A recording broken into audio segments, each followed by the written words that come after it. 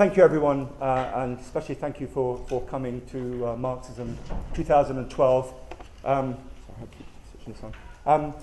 For those of you who this is your first Marxism, special welcome. This will be 5 days of discussion, ideas. It's a very, very good event, and I really hope you enjoy it. For those who have been before, welcome back. And it's always good. I always feel it's really good to do the opening meeting because then I don't have to worry about it for the rest of the event. The downside, of course, is if I get things wrong, you know, you've got 5 days for which people to stand up and attack you. So I'll try and hit the button where I can. I just wanted to start by saying that the Syrian Revolution, unlike the Egyptian Revolution, the Tunisian Revolution, has created quite a huge debate, quite a huge stir in the left, not only in the left here, but also inside the Middle East. For many people, to see the revolution emerge, they emerged in Tunisia and then spread very, very quickly to Egypt and so on. This was relatively straightforward. You had, on the whole, pro-Western regimes, were extremely unhappy population. These regimes, as a rule, have been hard on the Palestinian question, have had ruled through a series of extraordinarily strong emergency laws, state apparatus, and so on. So when these revolutions broke out, I think it's about everyone inside the Arab world, inside the left, internationally welcomed them. And actually we saw these revolutions as big defeats, not only for the ruling classes in these countries, but a huge setback for US imperialism, or imperialism generally, inside of the Middle East. And then we had the outbreak of the Libyan revolution, followed by the Syrian revolution, where actually things became somewhat more complex. For a start off, both Syria and Libya have been at the sharp end of imperialism. So for many people, they see any kind of threat to these regimes as being part of a wider attempt by imperialism to reassert itself inside the Middle East, especially after being thrown out of the window in Egypt and thrown out the back door in Tunisia. And so we see it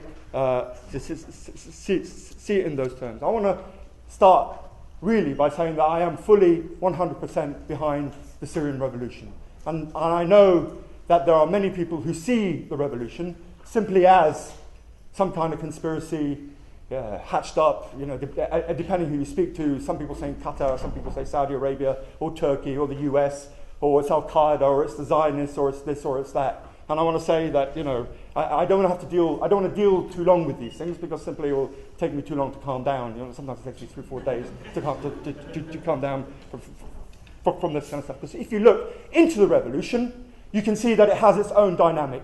You can see it has its own history. And actually that when we look straight into the face of the revolution, this idea that simply the Syrian people are simply playthings of outside forces is, of course, completely ridiculous. I think we have to understand that. I also know that I think for many people feel the pressure on this question. And I have to say that I'm very, very proud to be part of a tradition that in 1956 supported the Hungarian uprising, in 1968 supported the Czech uprising, that supported solidarity in the 1980s when I was first becoming political, that supported the Mujahideen who were fighting against the Soviet Union in Afghanistan. I'm part of being a tradition that its starting point is you're with the oppressed. The starting point that says that any uprising of the people needs no justification, and that you look into it and you understand honestly the dangers coming out of it, but that you do understand that this is a popular uprising. The Syrian uprising is a popular uprising. I'm going to go further and actually say the Syrian uprising isn't simply a slight diversion, but actually at its heart it has the same forces, the same social forces that we've had with the rest of the Arab revolutions. So I'm going to say the thing that I think holds everything together, that holds the common thread, if you like, between all these revolutions, and you see them taking place in republics, you see them taking place in monarchies, you see them taking place now beginning to develop in Sudan against the Islamist government, in Syria it's against a supposedly secular government, that actually there's something much bigger going on here, and I think it's important that we have that as our starting point. You see, I originally grew up, I was born in Qatar. There you go, there's part of the conspiracy. They're definitely part of the conspiracy. Me and Al Jazeera, were born in Qatar. But I spent quite a lot of my life, originally Lebanese, most of my life in Lebanon, in the late 1960s, early 1970s. And there is something I have to say about the period in which I was growing up, which is very different to the period of the generation who are now making the revolution. You see, my village is in North Lebanon. I could stand on the top of my grandmother's house and look across the valley. We are a Greek Orthodox family, so we are in 3 Greek Orthodox villages, and I can see a Shia village across the valley. No one in my village knows anyone from that village. I've never been to that village, even though hundreds and hundreds of years we lived side by side. There was a sense of separation. There was a sense in which the vast majority of people, not simply in Lebanon, but across the whole of the Arab world, lived in villages. We were primarily rural, primarily made up of peasantry, and in certain parts, really there was a form of serfdom. So really when I was growing up, 3/4 of the Arabs lived in villages. Now, 70% of Arabs live in urban areas. So now, when I go to Beirut and I walk down one of the main streets, chances are I will sorry, it's the wrong thing to say, I will bump into, in a friendly manner, a Shia, a Sunni, someone who's a Maronite, someone who's a Greek Catholic, and so on. So actually that there is, if you like, this fundamental change that's taking place in the Arab world over the last 40 or 50 years, but really you see this accelerated massively over the last 10 years. So we look now at the Arab world, and we look into the lives of the Arab people, and actually it's very urban. Even places like Saudi Arabia, 75% urban. In places like the Gulf, of course, it's 95% urban. Everywhere you see this massive rise in urbanization, and you see the end, if you like, of peasant life. And this is really, really important, because with urban living comes a different set of powers, a different sense of what can take place. Inside the city, you can have a whole series of classes, popular classes, people who peddle, people who have a small shop, people who work as a teacher, some people who are working in small factories, and so on, all actually living together in this massive, fast-growing urban population. There's something else also that's vastly different to my generation, my father's generation, with the generation that's making the revolution these days, is that the young people are much better educated than we are. I always tell the joke that I learned from my father in the 1970s about the Saudis. You could always tell a Saudi because they buy a car, and they're so stupid, they buy a car, they fill it full of petrol, the car runs out of petrol, they think it's broken, abandon it, and simply go buy another car, and everyone, of course, laughs. And I told this joke to a bunch of students in Cambridge, half of whom were young Saudis, who were all studying how to fight cancer. So, even though I got a degree in sociology, they are somewhat more educated than I am. So actually, that's the truth. And when we talk about, and you look at UNESCO figures, you look at the level of education amongst the 20, 25, 26-year-olds, it's vastly different to that of their parents and completely different to that of their grandparents. When you look at a place like Libya, that in the 1950s had only 5% literacy, to now Libya today with 95% literacy. And you have to understand that these are vast social changes. These changes have also taken place inside of Syria. So you see over the last 20 years a massive shift from the countryside into the cities. Really, I think since 2008, something like 1 million Syrians have left their villages and moved into to new neighborhoods, places like Aleppo and Damascus, cities like Idlib and so on. And actually, this has changed and transformed the character of the of Arab society. And then, of course, you look at simply the changes since really 2001, 2002. You'll see that in 10 years ago, the vast majority of Arabs simply had state TV, census state TV to look at. Now, internet usage is 2,000-3,000 times bigger than it was then. I think they're beginning to say the majority of Egyptians are now on the internet. And of course, you can overplay this, but you can also underplay it and understand that now there is, if you like, a much more access to information, much better idea of what's going on in the world, and so on. There's something else I want to say about this generation called the revolutionary generation, because I first came across them in 2002 when I was working as a journalist in Beirut, and the Israelis reinvaded the West Bank, and some of the younger comrades actually said, let's go occupy Martyrs Square. So we decided to go occupy Martyrs Square. And something very curious started to happen. There were lots and lots of demonstrations. Most of the people on the demonstrations were young school kids, 12, 13, 14.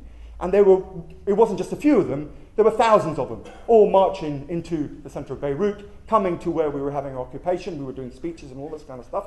And we remember having the discussion. I remember very clearly having the discussion. ooh, I wonder what they're going to be doing in 10 years' time. You know, you don't want to share this too much. But actually, at the time, we thought, there's something really massive shift taking place here. And of course, 10 years later, they have grown up and they've made revolutions. This is the generation, I think, that's incredibly interesting to look at. And this is the generation that began the revolution inside of Syria. And so when we see the first stirrings of the uprising, it's very interesting to see who was going onto the streets. And we'll talk about two particular groups. One was a group of school children whose arrest was the immediate trigger of the revolution, and another group of youth who attempted to put forward a peaceful strategy for the revolution. The uprising itself, the revolution itself, began several days after the fall of Hosni Mubarak in Egypt. Some kids in Daraa in the south, which is a city right on the foothills of the Golan Heights, full of the refugees who were thrown out by the Israelis, just in case anyone thinks it's some kind of plot by the Americans and so on. And they decided, quite foolishly really, to write "The people demand the fall of the regime" on their school wall. That was in itself fine. They heard it in Al Jazeera. They could see they were inspired by the events taking place in the rest of the Arab world. Their mistake was to then sign their names underneath it. And there was like 14 or 15 of them, all between the ages of 14 and 15, 16. And they were, one by one, taken by the Shabiha, the secret police, and tortured. And you hear some of the stories, I read one of the accounts of it, as how they were actually passed from, because there's so many secret services inside of Syria, they were passed from one to the other, tortured, humiliated. And it was the pressure then emerging out of that hour for them to release the children, that they put them all in a bus and they drove them from Damascus, where they were, back to Daraa, and you read what the children say, and they said, "We thought we were going to our deaths. We thought we were going to a public execution." They imagined that they were going to be taken to the centre of town, and simply butchered there in the street. Actually, people heard about it. There was a huge demonstration, came out, and even though there was no plan to kill them, such was the fear, such is the regime of fear inside of Syria, that this created a huge amount of tension, and that is where the revolution really started. That's the spark, if you like, of where the revolution really began. Then there's the youth of Daraa, and they are very much part of that generation. And I came across them so often in Lebanon and also in Syria and Egypt, and you see them all the time.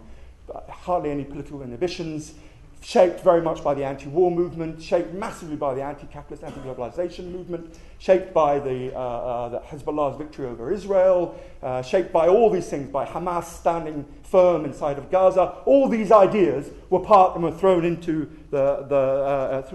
shaped them. And of course, this is very important, because if you're from my generation, then all you understand is defeat. So for me, my first political awakening, if you like, was 1967. When I asked my father why everyone was crying, and he said, "Don't worry, son, these are only the Palestinians."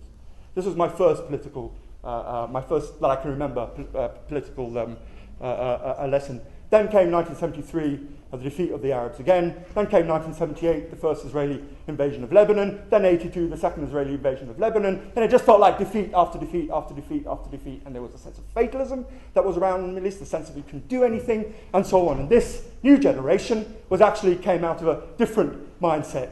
They came out of feeling victory after victory after victory. So they had actually much wider aspirations. And part of this was the idea of a peaceful movement. And the youth of Daraa decided to take it upon themselves to confront regime troops with flowers and bottles of water. And they'd go up to them and say, "This is a peaceful movement." They'd hand them roses, they'd hand them bottles of water, and so on. It was extraordinarily inspiring, very, very inspiring, and showed actually the courage of the people who then came out to the streets constantly chanting "Silmiye, Silmiye," peaceful, we are peaceful, and so on. They were arrested. And one of them was taken, and he was driven around the city, and then they butchered him there and then. And this, if you like, was the regime response to the peaceful demonstrations. They killed those who said they wanted peaceful demonstrations. We saw then the way in which this transformed the mood, and it began to then connect in a massive way with that sense of anger that was very much through Syrian society. There's something else we have to say about the Syrian Revolution and its development in the Syrian Revolution. Sorry, it's my boss trying to get hold of me. Don't tell him where I am. It's only Wayman Bennett. He only wants me to work. Which is this? Which is that immediate spark unleashed something that had been brewing really for the last 10 years. Because when we look inside of Syrian society, we have to understand that how it was in the 1960s, the idea of state capitalism, of development, and so on, had really, by the turn of this century, become a neoliberal paradise. Bashar al-Assad had taken over from his father, Hafiz al-Assad, and I remember very well, I was working as a journalist in Beirut at the time, the Damascus Spring of 2000. The Damascus Spring, as it was at the time, was an attempt by Assad to release some of the pressure brewing up inside of Syrian society. There were two elements to the spring. I think it's important we understand. One was the opening up of the market. So there was massive, I call it privatization, semi-privatization, in which the old heads of the nationalized industries simply became the new heads of the privatized industries. And there was a massive, sometimes they were half privatized and so on. But there was this massive growth of a bourgeoisie, a really quite wealthy bourgeoisie inside of Syria, that actually, when you measure it, was as rich as it was anywhere else inside of the Arab world. Around the regime began to coalesce this new bourgeoisie, who, with the mobile phone contracts, with the privatizations and so on, were doing very, very nicely indeed. This was the first part, if you like, of the market reforms. We know about the second part of it, because I think we've all felt it in every country, even here in Britain, which is the massive then attacks on the conditions of Syrian workers and Syrian peasants themselves. There was the abolition of the fuel subsidy. There was the abolition of the bread subsidy. There was the removal of the rent cap on Syrians. So you suddenly had huge amounts of Gulf money from Saudi Arabia and Qatar, those places again, going into real estate development inside of Syria, which massively boosted up the rent. So you had the development of this quite nice, healthy middle class, very nice, wealthy bourgeoisie, and at the bottom, people becoming poorer and poorer. And part of this, the second part of the Syrian Spring, was the so-called political reforms. And the political reforms basically involved allowing a group of intellectuals, I don't mean this as an insult, some thinkers, artists and so on, to have to open up their salons, their living rooms, in which they can have a discussion about generally how they want Syrian society to change, as long as it didn't go beyond certain bounds. This bit of the Syrian Spring lasted 18 months. There was a few newspapers that come out and so on. It lasted 18 months before the state came back down and smashed it. In fact, all those who had been drawn into the discussions inside the Salon movement were given 5 to 7 year prison sentences. This was, if you like, the second part of the Syrian Spring, which wasn't a spring at all. So you had the continuation of the massive neoliberal economic reforms, massive change in social base of Syrian society, but then the boot coming down heavily again on Syria itself. So the first demonstrations didn't call for the fall of the regime. And you listen to the slogans, the people demand the implementation of reforms. These were the first slogans. People demand, so people had very huge sympathy with Bashar al-Assad. They were saying Bashar al-Assad really was stymied by his brother, by his family, by the hardliners. Huge amounts of sympathy for him. This is absolutely true. Even I felt sorry for him. But don't quote me outside this room. I don't want to get in trouble with my Syrian friends. You really felt that there was so the beginning wasn't the same slogan on the streets of Tunisia or in the streets of Yemen or in the streets of Egypt. It was people demand the implementation of reforms. And if you watch the footage and you watch how demonstration after demonstration, especially in the rural areas, were confronted by bullets, were confronted by tanks and so on, how these slogans began to change. You began to hear people chant, "Is this what you mean by your reforms? Are these your reforms, Bashar? Is this your reform, Bashar?" And they went, and then there was a brief period where people chanted the fall of the regime before it went to the people demand the execution of the president. So actually that illusion, if you like, that there can be some form of, the reignition, the reinvention, if you like, of the original Damascus Spring, that disappeared very, very, very quickly. And very, very quickly, actually this movement became national. It was huge, and you watched, one of the things I do is look into this stuff almost daily, several times a day, and you see the size of these demonstrations. At one point in Hamma, there was easily 1 million people out on the streets. You looked at these vast demonstrations, huge numbers of Syrian people. There was no doubt whatsoever in my mind or anyone else's mind that this was a popular uprising. As a popular uprising, it needs no justification. Your popular uprising, you start from the popular uprising and what come out of it. Now, there was, some severe problems inside the revolution. I think it's important that we also confront this head on.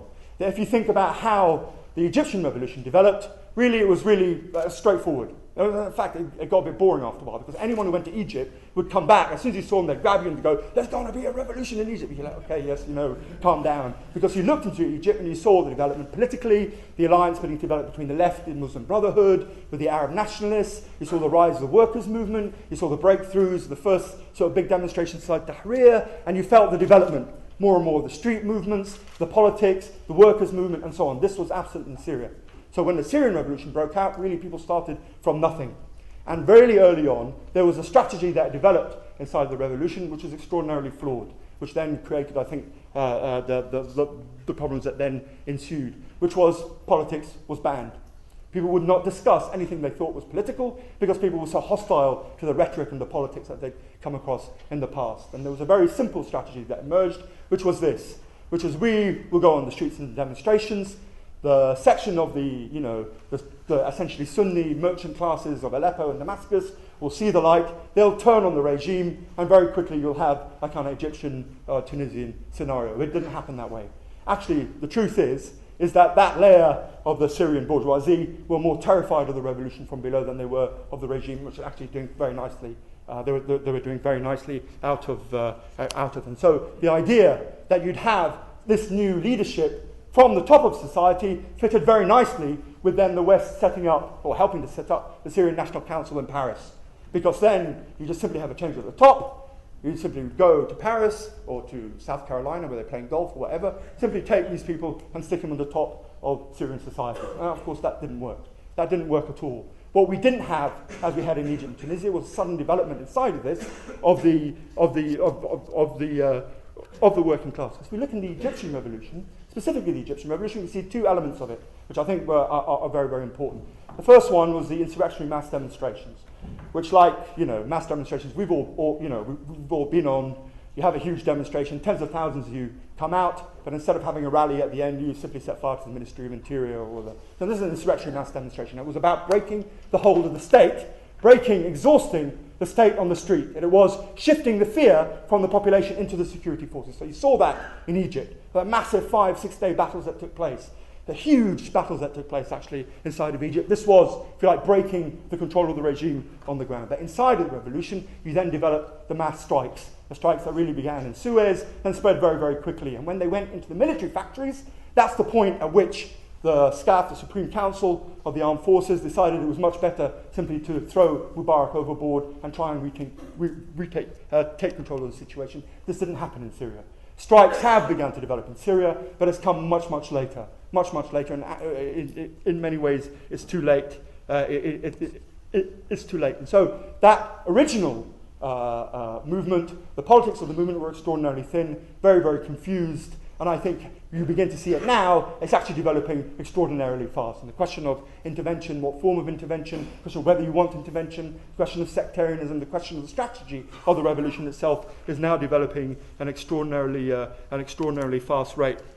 But of course, it's taking place under extremely difficult conditions, extraordinarily difficult conditions, because the Syrian army is I always make this comparison between the Syrian army and the Libyan army.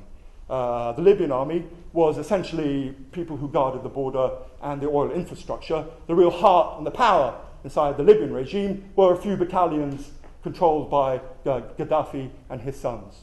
This is Libya. And of course, between Libya and Israel are 82 million Egyptians. So really, what the hell are the Israelis going to do trying to come over to Libya? They'll have to pass through Egypt first. So actually, that sense of the force, the strength of the army is much more different, very different inside of Libya than it is in Syria. In Syria, Damascus is 50 miles from the Golan Heights. So for the Israeli army, really it's a couple of hours' drive to Damascus. And so the Syrian army itself is not built simply to protect oil fields or anything like that against internal. It's built to fight a massive power, and this power is Israel. And so the Syrian army is a very different type of institution than the Libyan army. And so the Syrian army has huge strength. And so you're able to see inside the revolution the way in which this army was used very, very quickly to suppress the demonstrations. But also because it was a big army, vast majority of its recruits and conscripts and so on were from the people who they sent to repress. And so the development of the armed uprising was the frustration with the peaceful demonstrations. The fact that every time you went on a peaceful demonstration, chances are you would get killed. If you didn't get killed there on the street, you might get captured and you're dead anyway. So it was that sense. So the beginning of the armed struggle element of the revolution began with small groups of soldiers refusing to fire on their neighborhoods or on the other neighborhoods which they had sympathy with, and simply going over. This was the development, if you like, of what is now known as the Free Syrian Army. But don't think of it as an army like the British Army, which is, has a structure and so on. It started off more like a dad's army, more like a dad's army in the sense of people getting whatever they could to try and defend demonstrations. These small elements of overwhelmingly armed men then began to go more on the offensive. That is, stopping the mass sweeps that were taking place of popular areas by the Shabiha, the secret police, and so on. So it began to develop into a full armed uprising. By the time it went to Homs, really had turned into a full-scale armed uprising. And this, of course, brings problems. Let's not pretend. And I think it's really important that I know we all do it, and I do it as well. It's really not to idealize, that bit of the revolution where you have to take a weapon. There's nothing nice about it. It's actually quite a horrific, horrible thing to do. So let's not idealize it. It's something people had to do because they felt they had no choice. And more sections of the army began to disintegrate, come over to the side of the revolution. Others were trapped inside of bases, even though people know they want to mutiny. They're too frightened to mutiny. It became a problem inside the army then of how they went on offensives. And every time they went onto an offensive against a rebel area, large numbers, sometimes 200-300 of your regular soldiers would simply walk over and join the opposition. So they started sending them into battle with 30 or 60 bullets, which anyone who tells you about war will tell you that will give you about 30 minutes of life inside a battle. So they gave them not enough ammunition in order to go in and do an operation, but if they then defected, they had huge problems of how they then armed themselves after that. So it became very, very difficult. So the armed uprising began to develop. It began to develop in a really significant way. And there was an attempt, and there is a constant attempt, to take control of this armed element. And you read the documents from the Americans, you read documents and so on, in which they try and identify which ones are going to be friendly. And they still use those terms. So they look for the friendlies. Who is it that will give us some kind of leverage in the future inside of Syria? It's not this idea that, and you hear it a lot, the Syrian or the Syrian rebels are armed and trained by the West. But if you actually have a look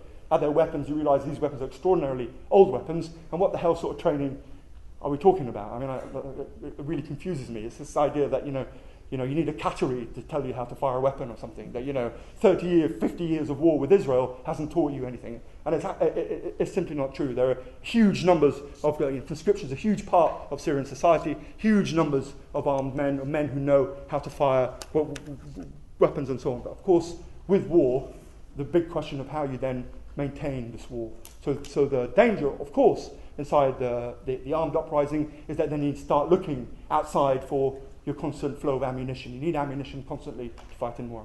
I know this is obvious, but I think it's really important that we understand it. And that's the point at which you can see Saudi Arabia, Qatar, Turkey then looking for people in which they can then, if you like, agree with us, we'll give you weapons, don't agree with us, we won't give you ammunition, and so on and so forth. But at the same time as this taking place, if you look inside of the battalions, the brigades as they call them, it's really interesting. They take an oath. And this oath is about protecting the unity of Syria. It's about protecting civilian population. It is very interesting because it reminds me of something that I didn't experience, because Syria has been under emergency law since 1963, 3 months before I was born, really. So just to give you a sense of that. But Syrian society before that was extraordinarily vibrant. Politically, we talk about the development of Arab nationalism, communist ideas, all these kind of things. You look into Syria, this is where it came from. Understand that Syria was so important to that, and you begin to see this redevelop. So there's this idea that, that without Bashar al-Assad, or without the West, or without someone else, Syria will simply degenerate into a sectarian war, because really, at the end of the day, the ordinary people of Syria and Lebanon, all they think about, they wake up in the morning, they have their eggs, eat their hummus, and then they go kill their neighbour. It doesn't actually work that way. Sectarianism is something that comes from the outside to divide us, and you really see the way in which they're using sectarianism inside of the revolution inside of the revolution itself. At the moment, we are in an extraordinarily difficult situation. So in places like Homs, in places like Idlib, in places like Hama and Daraa, and all these places are under extraordinary levels of bombardment.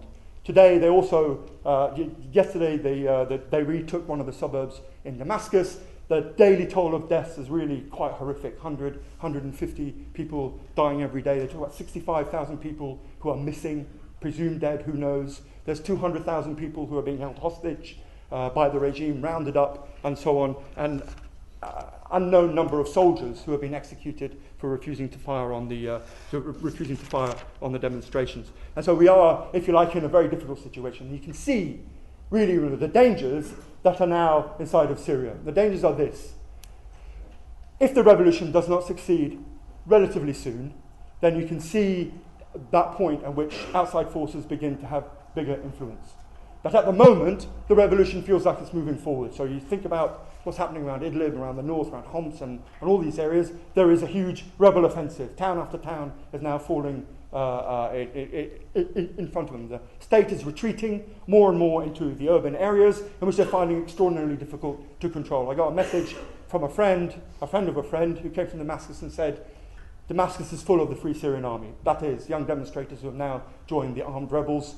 All we need is a few more weapons and it'll be over. You really get that sense. And there was a tweet this morning from one of the few journalists embedded with the rebels who said they've just driven from Homs to Damascus and not seen one soldier along the route. And you really feel that if the end is going to come, it's going to come extraordinarily quickly. And that's what we hope is going to happen. However, if this fails, if it goes longer, then you can see really the dangers, the real dangers emerging inside of it.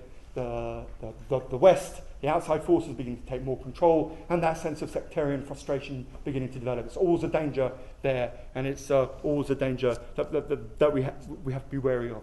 Just to finish before, I told the speaker to be very firm with me, that she hasn't, so I'm going to carry on. Which is this. This is a real revolution.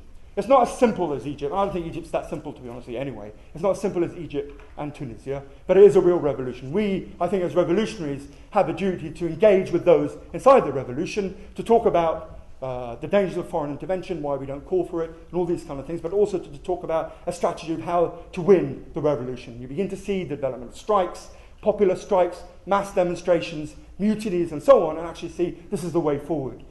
To do this, then we have to go much, much further than simply see it as replacing one group at the top with another group at the top. And actually unleashing the full potential of the revolution means actually unleashing a struggle beyond simply the change of the people on the top, a fundamental change inside of Syrian society as well. I remember, just to make a confession here, this will be my last point, just to make a confession here, which is that in 1975, when the civil war in Lebanon broke out, our family are Christian. We lived in a very wealthy Christian area, and we all took up weapons to stop the Palestinians and the communists and various others from coming and taking our apartments, as it was put to us at the time. Our greatest enemy, we thought, was Syria. So the surprise, when in 1976 the Syrian army came into Lebanon, not to help the Palestinians of the left, but to crush the Palestinians and the left. And I remember at the time, there was a camp called Tel Zata, which is extraordinarily strategic place, right in the industrial district on the outskirts of Lebanon, in which the Syrian, which was held by the Palestinian Popular Front mainly, and the Democratic Front of the Palestinians, the communists and various others, which was holding firm against the attempts by my family and friends to overrun it. And this siege was broken when the Syrian artillery opened up. The Syrians opened up and crushed Tel Zata. And since then, obviously, I've changed sides. And you go back and you look, and you see what people talk about. And they say at some point, the Ba'athist regime will pay for this. And I think the Ba'athist regime is paying for it now and will pay for it. Thank you.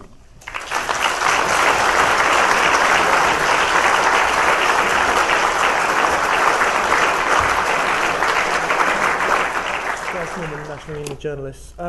Simon, I'm sure you'll remember about 6 years ago, next month, we were being baked alive in the sun in South Lebanon, reporting for Socialist Worker the defeat of the Israeli army by Hezbollah. And one thing that really struck me at the time, as well as Hezbollah's ability to defeat Israel militarily, was the fact that they provided health, education, housing, employment to the have-nots in Lebanon. They came across very much as being a party of the poor and struck me as being a very progressive force in the Middle East. And yet now we see this situation where Hassan Nasrallah is stoically backing the Assad regime.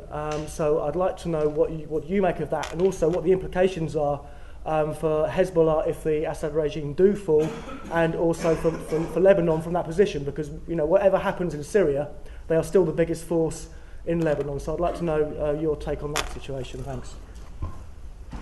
Frank Stone, a member of Norwich SWP and also convener of Norwich Stop the War Coalition. I'd like to thank the speaker for a very detailed and comprehensive analysis of the situation.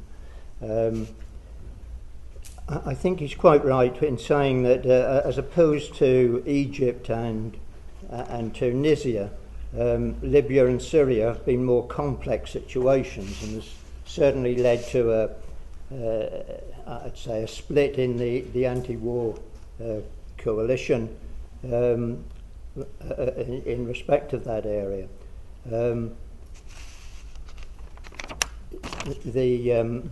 In terms of Stop the War coalition, both at national level and local level, the one thing that they seem to be able to agree on is that there should be no intervention by the West.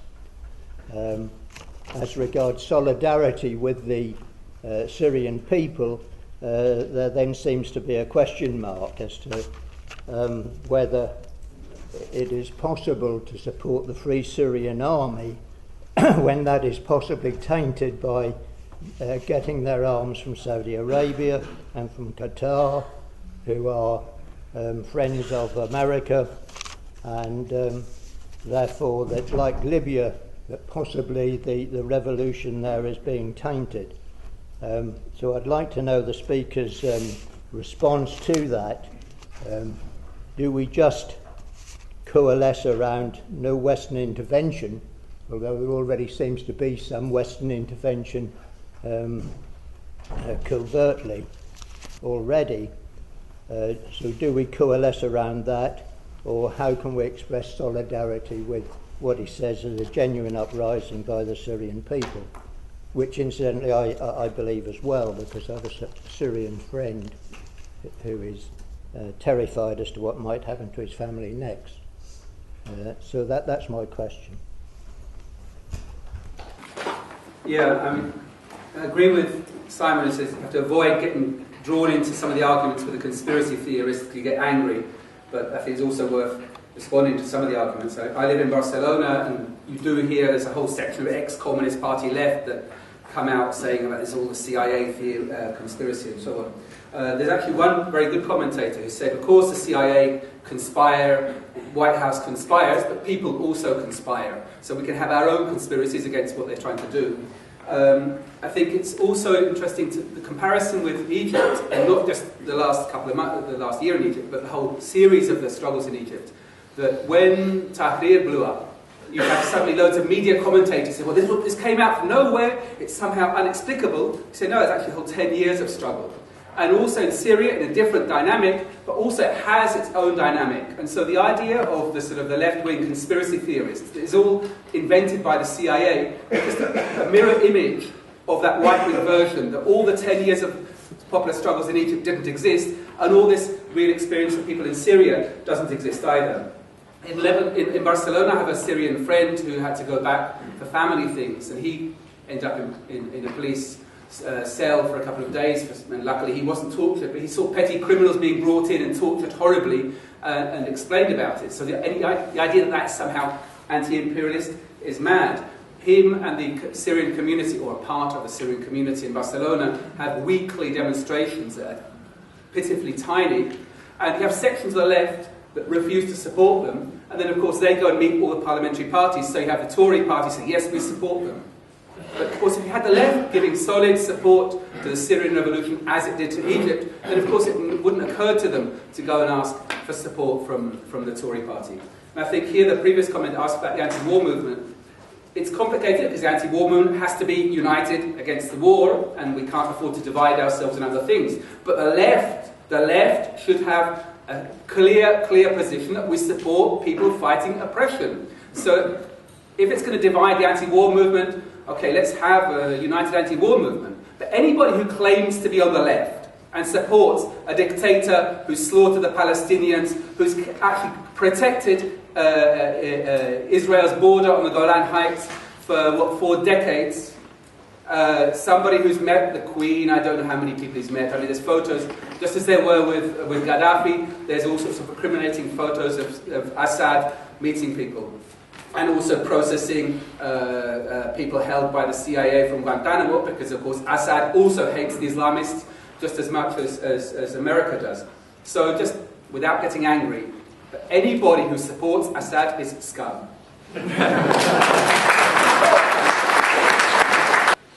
A small point that comes in on what the comrades just said then, and the very last comment by Simon. Simon was saying that within Lebanon, if Assad's go, good, they all say, that's in return for Tel al-Zatar. And the other point about the defence of the Golan-Israeli border for 40 years. There was a small piece in The Guardian when the fighting began, which seemed at first glance to be incredibly bizarre, and which doesn't seem to be being pointed out by anyone, especially the Jewish Chronicle. It was either the Minister of Defence, the Israeli Minister of Defence, or the Foreign Minister, and I can't remember which. Either way, an extreme reactionary, racist, neoliberal, who said, oh dear, Assad's boys may be in trouble. We will have to open the border in the Golan for the Alawis. Now that demonstrates exactly which side Assad and those Alawis and others who support him are really on.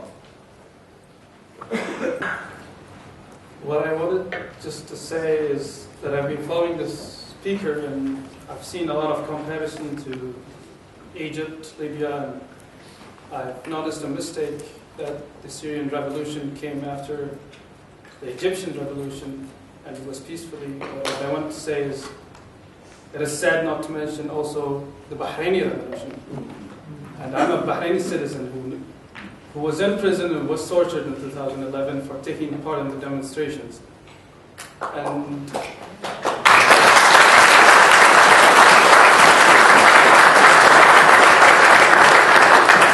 also sad not to see any lecture on the schedule for Marxism 2012 that's talking about what's going on in the Middle Eastern region connected to Bahrain, Saudi, Kuwait, and Qatar, because what we're facing now is a very big uprising that could lead to a war, seriously. I have some question about the Syrian Revolution. Are we actually, in the Syrian Revolution, or the Syrian rebels are fighting against anti-imperialism? Because from what we understand, that Assad's regime, Al-Ba'ath regime, the socialist regime, is also some point sinks on that they are anti-imperialism. That's why Hezbollah is supporting them as saying that we are against anti-imperialism. And Hi, I'm thanking you for because the few people actually they are mentioning the Syrian Revolution as a Syrian conflict, but as Simon said, it is a real revolution because it started from the poor zone around cities and it has been boiled for years. I mean, this boiling water, as we call it, in that Syrian tank for years. I am as a Syrian actually. I do live there and I grow up with the idea of being a slave of the Ba'ath Party, a follower and a copier of the Southern Korean and or the Stalinism way of thinking and building the whole system. Something I would like to mention about Simon actually. If we are talking about the Assad father, he built a system, a whole system, to be at his service. When the Assad father passed over, the system stayed there, and it is a real strong system. Built a super military system and a secret service system which one of the strongest in the regime, in the region. So they brought that the little Assad, we call it the little dictator, and now we call him a little duck. So they brought him in order to replace his father, but he came as a servant of that system. So he couldn't control it, and we call it al-Haras al-Qadim, which is the old guard. Yeah. So these old guards actually they try their hard to not to replace a new idea with an incoming president, which we had hoped that he used to study in England, and we used to have hoped that he's an open-minded. So during the time, we give him a chance to show us some, open-minded, and he opened the borders for us and allowed us to talk about our freedom. But that Arab Spring actually it couldn't survive for 5 or 6 months, and it was the biggest trap has been done by the system in order to collect whoever has a free mind and who will be in the future, the coming future, will be a danger for the regime. So they collect all of them and they put them in prison. So that it was the end of any kind of democracy in Syria, any kind of hope about democracy in Syria. Until the 2011, 15th of March actually, and even before that, there's a few small groups, they went into street against the Libyan embassy, and they showed their sympathy with the Syrian people. And the police were surrounding them, 100 of policemen surrounding them, and the group, it was around 10 to 15 people. The people who used to be in one forum, they call it Jamal al-Atasi forum, is the only one who survived from the different forums, has been appeared in Damascus in 2000. So those people actually, they are brave people. They are the one who get into the street during that time, and they show that yes, we can broke the wall of fear during that time. So, and then the children of Dara, they came as a trigger for the revolution to start spread horizontally in between the people. Anyway, Simon, he just told so many things about it, and you have a general idea about it. The only things I'm considering as a leftish, that how left can support the Syrian Revolution in the future, and how that is because we have so many left in Syria actually, but unfortunately they are breaking apart. They have so many pieces, and major part of them, because of the secularism way of thinking of the regime, they have the interest with him, so they became part of the regime itself. But the real one, the social workers actually say, and now we have a great name, he's Riyad al-Turk. For us, he is the symbol of like, we call him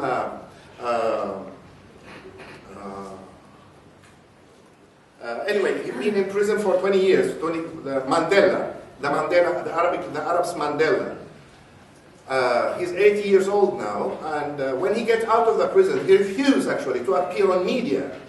But he's the one who really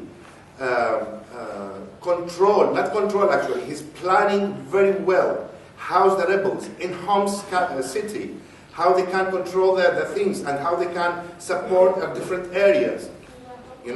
Sorry. Okay. So my consideration actually how left can support the Syrian revolution for the future, for the coming future. Thank you very much. I wanted to pick up on this point of what is the common factors and the similarities between the revolutions in the different parts of the Arab world. And I think that, as Simon said, there are several threads that run through which shouldn't blind us to the differences in colour between the regimes that are under threat. And the three pillars, if you like, of all the regimes in the region are that they rest on neoliberalism, bringing in neoliberal reforms over the last 10 years in a very aggressive way, at different speeds, but this is an absolutely central part of what they've done.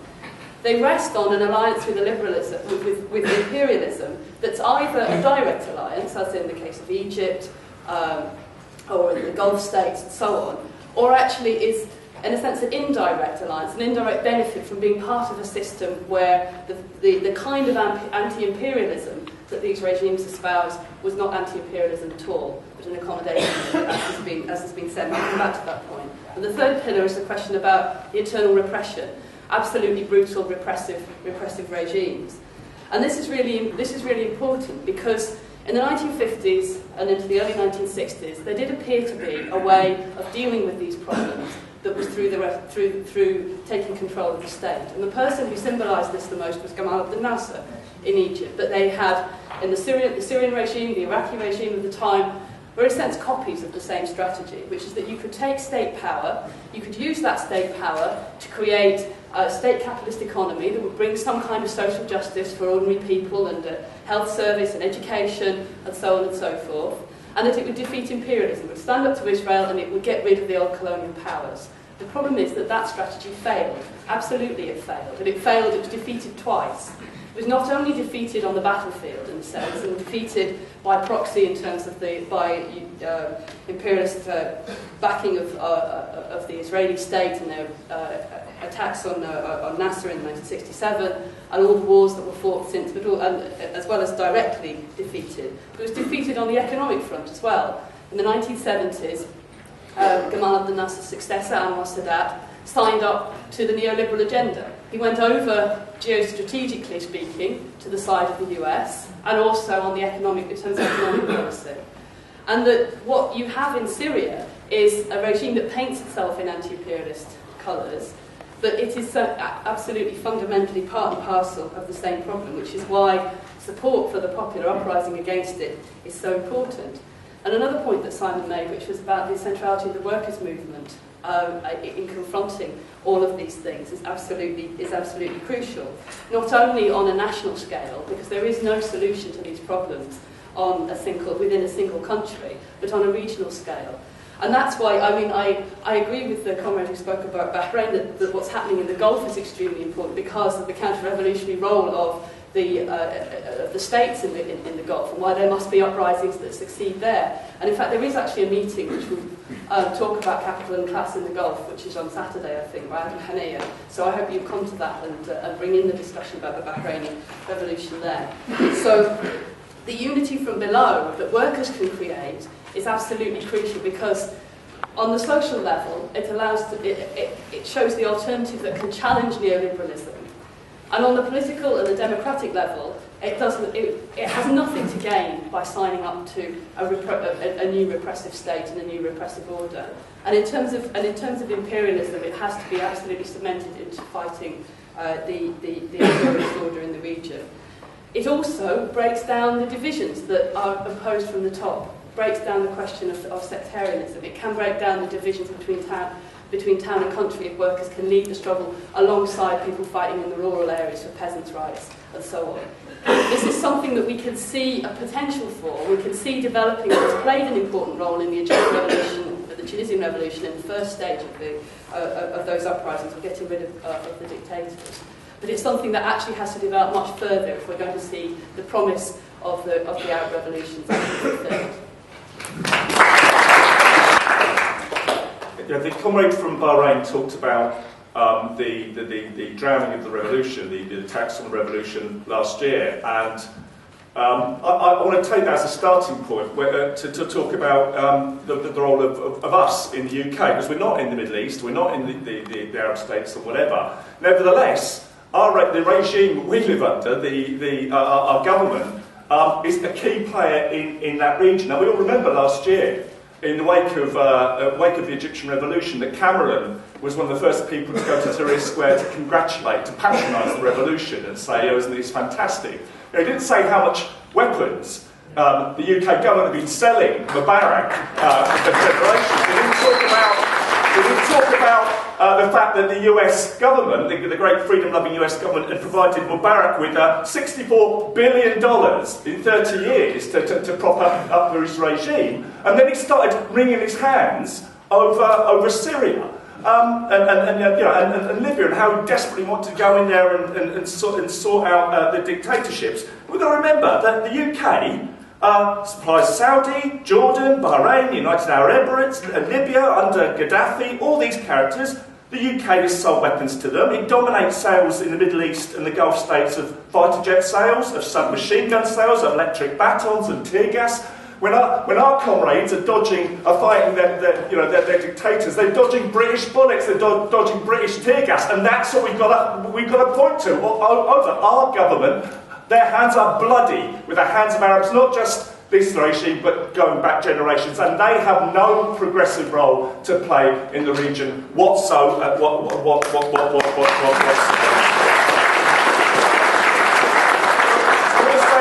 One thing to the comrade who spoke. What you'll hear, there are going to be all sorts of meetings at Marxism on the Middle East and whatever, but every meeting will be about what socialism really is. And socialism comes from below. Socialism can only come from the people. No dictator, however benign, and I don't think any of them are, but let's just pretend there is such a thing. Nobody can make a present of socialism and give it to us from below. They are bastards, all of them, and we want them all toppled. We want our bastards toppled, we want their bastards toppled. Let's talk about the genuine socialism that we can build in England. I'm Swift, I'm from Iraq originally. Thank you very much. I'm really sorry I'm a little bit late. I totally agree with what the comrades have said about the regime of Syria. I'm coming from Iraq, knowing and having great sympathy with the people of Syria because it's very similar in nature. The Saddam regime and the Assaf regime.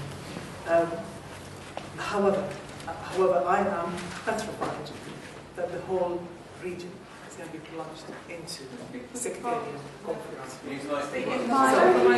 So I'm totally worried about the region being plunged into sectarian conflict, and there are all these signs that things are spreading into the Tripoli, northern Lebanon. I basically have a couple questions. The problem I have is that, unfortunately, the media that we have is constantly promoting the members of the opposition, Syrian opposition, that are completely uncompromising. I don't know what their demands are. All they want is Assad's head. What are your problems with the regime? Tell me, what programs do you have? And that really worries me, that all they want is to topple the regime. Just like the ones, unfortunately, that we installed in Iraq. They had no agenda but to kill Saddam. So I wanted to ask you, there are lots of rumors that Arab tribes or Iraqi tribes from Western Iraq have joined with the rebels, and that would be what I'm worried about. I mean, I don't think they're proper local people. I think some of them are some of those foreign fighters, which are, some reportedly committing massacres. I mean, the water has been muddied, unfortunately, and that's the problem. I'm sorry, I have to do like this. Yes, it's not for people, it looks like. So these are the news we hear about Christians' worries. I mean, I know my Christian friends would kill me for saying this, but I am worried about the plight of Christians in the Middle East. To me, it looks like there's a deliberate attempt to empty our countries from Christians, to say that they're all are Muslim extremists. Let's just go on don't have any sympathy for them. So these are my worries. And I salute my Bahraini friend, and I'm completely in solidarity. Thank you. The Arab regimes have terrified the imperialist ruling classes throughout the world. The threat that it would spread from Tunisia to Egypt to the rest of the region was a terrible warning for the imperialist ruling classes. That's why it's so exciting for us to see that happening. But we shouldn't be unaware of the fact that counter-revolution doesn't simply let those things happen without a response. It's important to recognise that there are different methods. In Bahrain, the attempt to drown in blood the revolution. The home of the American 7th Fleet watches as the protesters for democracy are butchered. In other parts, the ways used are different. In Yemen, the specific dictator is removed, but the regime essentially remains the same. In other places, an attempt to co-opt and to steal the revolution from the people. That's what happened in Libya. Something that began as a genuine revolutionary movement against the Gaddafi regime was taken over by the imperialists. Not without a struggle, but it was taken over by the imperialists.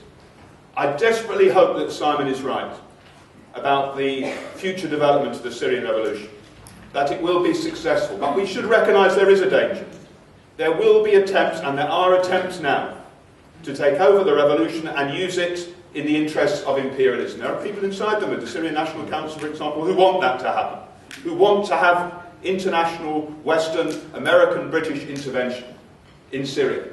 And we can't ignore that fact, because if we miss it, we miss out what they are going to attempt to do to the movement inside what for them is an absolutely crucial part of the world, the oil reserves, the places where their economic power gets its energy from. That doesn't mean at all that we should fall into saying we support the Assad regime. The Assad regime, a neoliberal regime which has systematically attacked workers and peasants, that attacked the Palestinians in Tal Zatar, that supported in the Lebanon the person who was responsible for the massacre of Sabra and Shatila, with the killing of 2,500 Palestinians, the Syrian regime which was on the side of the Americans and the British in the First Gulf War. That's not an anti-imperialist regime. That's a regime which is an opportunist use of anti-imperialism to try and stay in power. And therefore we support the genuine movement from below to attempt to bring that down. The action by workers and peasants and the popular masses to try and create a new future for themselves. At the same time, we have to be absolutely clear, we are in Britain. There is a danger that our ruling class will attempt to intervene and try to strengthen its hold inside the Middle East in the same way that it did inside Libya. And therefore for us, we support the rebellion from below in Syria. We hope for the downfall of the Assad regime, but at the same time we have to say absolutely clearly no to intervention, no to Western imperialism, no to the strengthening of the American and British inside the Middle East. I just wanted to say something about Stop the War with the comrade raised it earlier. I'm on the officers group, National Officers Group of Stop the War Coalition. I'm also editor of Socialist Worker, but I think the arguments that the comrades have raised are right. That actually, Stop the War Coalition is a united front that's against war, against imperialism, against Western intervention. And that is the unity. We have unity of everybody who believes that. Now we know from the great successes of Stop the War in the past, that includes pacifists, it includes revolutionaries, it includes people of religious faith, people of none. That is the strength of the movement. But we also know within it, there's all sorts of different views. And we, as the SWP, have stood out, and actually, in many places we've been in the minority over the argument about Syria, about saying that we are for the revolt and we are also against Western intervention. Some of the people we work with think this is a contradiction, but it was never a contradiction with Saddam Hussein, was it? We supported people fighting against Saddam Hussein, but we also were against Western intervention. And I think there is a danger that actually the arguments that actually view the Syrian regime as being in some way progressive, and the arguments that people have put forward earlier expose this as being a fallacy, as being an illusion, but actually can come to dominate and can appear to be what the Stop the War movement looks like, and it shouldn't be. We have to have a situation, and we fought hard for it, technically, if you like, as a motion in the Stop the War annual meeting that people should know, which was that we stood for no Western, no military intervention in Syria, Libya, or the Middle East, as well as self-emancipation, self-determination for the Syrian people. And that's a crucial part of it, because then you are saying it's up to them to make decisions, them to make the revolution, them to do whatever. Because I think that sense of the cul-de-sac of that politics that says there are progressive states that we can rely on to hold back imperialism, we have seen, as people have described, where that goes. And we have to stand against that and not let those politics dominate in the anti-war movement and have another sort of politics that understands the agency of ordinary people from below is not a contradiction of saying that we stand here in Britain against our imperialist power intervening in those revolutions. Thank you very much. I only have a few minutes, so apologies if I have to do this very, very quickly. I just wanted to start with the brother from Bahrain. You see, I think it's really important because if you listen to the slogans, and I know there's an attempt to say if you're for the revolution in Bahrain, that means you're against the revolution in Syria, or you're for the revolution in Syria, that means you're against the revolution in Bahrain. But what is really interesting, because what you don't hear being chanted on the streets of Syria is we want to be ruled by the Khalifa family. Funnily enough, you don't hear the people of Bahrain chanting we want Bashar al-Assad as our king. It's not. Actually, there is one clear thing. Bahrain, Yemen, Saudi Arabia, one hand. Egypt, Tunisia, Libya, one hand. Actually, there is a unity. And there's a fantastic bit of graffiti, a slogan, in the southern suburbs of Beirut, which is the Hezbollah stronghold, the Shia, almost predominantly Shia area of southern Beirut, which I think sums it up. It says victory to the revolution in Bahrain, victory to the revolution in Syria. That's absolutely correct. It's one hand, it's part of the same struggle. And we have to remember also the role of the Bahrain youth in 2002, what a massive inspiration is with that. We shouldn't see it in sectarian terms, and it's really important that we don't see things in sectarian terms, because this is a constant thing. There's a constant thing that says, if you take the boot off the neck of the Arab people, they simply go and kill each other. I'm sorry, it doesn't work that way. And what's really interesting is watching really the transformation of Lebanon, because the Arab Spring in Lebanon had a different feel to everywhere else. There was a demonstration for secularism, that is, against your sectarian ruler in Christian East Beirut, of Christians, and it was a fantastic demonstration. It's about 30,000. There hasn't been a demonstration like that. You know, 250,000 Lebanese died in this war, just to give you a sense. Actually, once the movement from below comes, you find sectarianism being thrown out the window. The use of sectarianism is precisely that, to break it apart, to divide it. Sectarianism is the punishment we face for the failure inside of the revolution. I don't distinguish between one revolution or the other. They all have the same slogans. I think they all want the same thing, which is enough end of these regimes, whether they call themselves Arab nationalists or they are royalties and so on. I think it's really important we understand that sectarianism is imposed and it's used as a weapon. In fact, in Lebanon, this is the secret of the continuing success of the Lebanese ruling class. Despite all the blood on their hands, as they attempt constantly to turn people against each other. Once the movement from below comes, you find the sectarianism going out the window. And then it's a question of imperialism. You see, one of the things they say why we're against Western imperialism, from here, absolutely clear.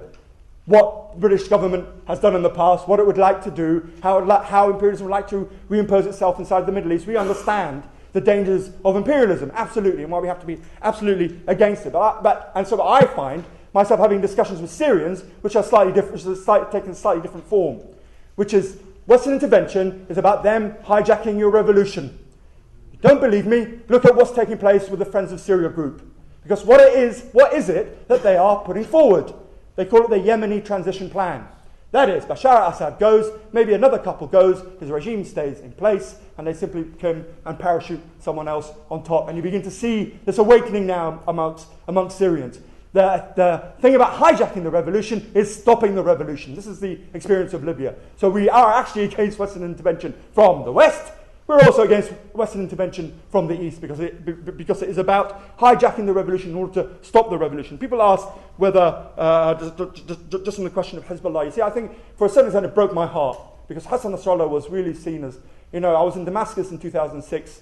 The guy was doing all the important bits of taking pictures of war and stuff. I was with the refugees in Damascus, and the love of Hassan Nasrallah was really amazing. The Hezbollah colours were wrapped around the statue of Salah ad-Din, the man who smashed up the Crusades. He absolute love, and the anger that there is with Hezbollah at the moment is this sense of betrayal. And so, yes, we have a discussion. Actually, so many of the Shia are with the revolution. It's unbelievable. Don't get this sense that Shia in Lebanon are against the revolution. My argument with them is that this is not a revolution. This is not a conspiracy from the outside and so on. But actually, I have an argument with the Syrian Revolution as well, which is, Hezbollah exists because someone has to protect the south from Lebanon. The revolution has to recognize Hezbollah, despite, I think, its betrayal. has to recognize that if Hezbollah goes and is not replaced by anyone else, then the whole of southern Lebanon is in deep, deep danger. So I do have an argument with the Shia, but I also have an argument with the revolution. The revolution has to promise Hezbollah that it will continue to support it and support the resistance in the south. And it's a quite hard question at the moment, but it's one that we will have to continue with. And I just want to finish with this. This is like, but one of the disadvantages of being my age is you begin to lose your teeth and forget things and so on. But one of the advantages is you get to live through what we call the long winter. So when you talk about Lebanon, when I was 11 or 12 and the civil war really started as a sectarian civil war, really you looked into a distant future of nothing, horrible, empty, nasty. But actually at the end of it, we began to see the rebuilding of the movement from below. And where did it come from? It came from the strikes. I remember it, beginning of the strikes, beginning of the demonstrations, the rebuilding of the movement from below and so on. And we have still to really impose itself inside of Syria is the organised working class. But of course it's very difficult at the moment. It's extremely difficult that you're beginning to see strikes after strikes after strikes. At the beginning of the revolution, there were demonstrations, funerals. They shot the funerals. Next day there were more funerals, turned into demonstrations. Now there's a new element that has entered into it. You have the demonstrations, the funerals, general strike on a Saturday, Sunday and the Monday, then back to the demonstrations. Actually that part of it is coming through because larger and larger sections of the Syrian population are now coming behind the revolution. You really feel that strength and you really feel it good. I will say, that if you're born Lebanese, then you have two choices in life. One is to be completely utterly miserable, and the other is to be completely unrealistically optimistic. So I'm on the other end of the completely unrealistically optimistic. I have absolute faith that this revolution will win, and I know it will go through some winters. I know it will be hard. But you look into the revolution, you look into what you see coming out of the revolution, and I think it's extraordinarily heartening. We need to see, I think, the rebirth of Syrian society. It's one of the things we saw it. You see it more and more. You know that my village in Lebanon is in the north. And of course, we're middle-class Lebanese, so we don't actually do any work. So every time we have to bring in the harvest, the Syrians come down to actually do the work for us. Really interesting. All my life, I've never had a political conversation with a Syrian. I've seen one Egyptian once make a political joke that the Syrians laughed at. They didn't say anything. Nothing at all. Now you can't shut them up. Really, once they start talking, it's just like, okay, enough already. I have to go to bed. Because actually there is this huge development that is taking place. Thank you very much. I have every faith.